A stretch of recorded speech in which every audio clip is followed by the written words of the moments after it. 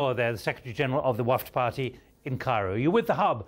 Now let's go to Afghanistan, the major air campaign that continues to support ground troops fighting the Taliban insurgency led by the United States. Well, many of the air combat missions flown there come from a US Navy aircraft carrier. It's cruising hundreds of kilometres away.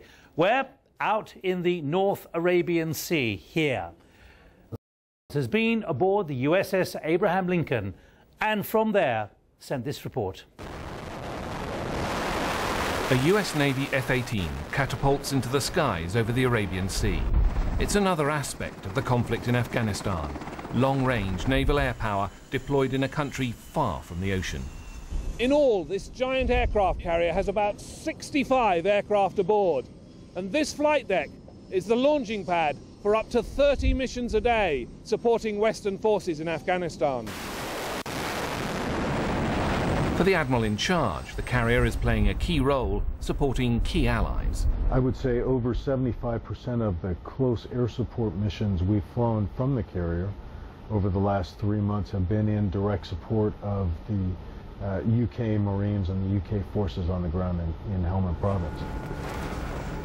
For the pilots, missions can last 7 hours, and they can be called on to launch an airstrike at any time. We were in support of troop in contact fire from an insurgent position, and we were called in to Deploying this firepower still carries risks and remains controversial. There's the fear of civilian casualties.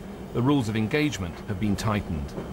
Dropping bombs is not our measure of success in country.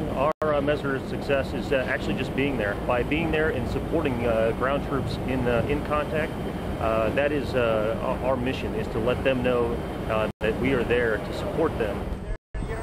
And the carrier is an entire air force at sea. Remarkably, its electronic jamming planes like this have a vital role in reducing one of the deadliest threats to Western forces, the roadside bomb. Deep in the ship's nerve centre, the crew monitors the missions and possible threats to the carrier itself. In these waters, that could include suicide bombers in boats. That's what these machine guns are for. Still, the Americans see the carrier performing a vital function. As a mobile runway at sea, the USS Abraham Lincoln can keep flying planes when other air bases are shut down or under threat. The essence, the US Navy believes, of why carriers can make a difference. Nick Childs, BBC News, aboard the USS Abraham Lincoln in the Arabian Sea. And that's it from me, Nick Gowing.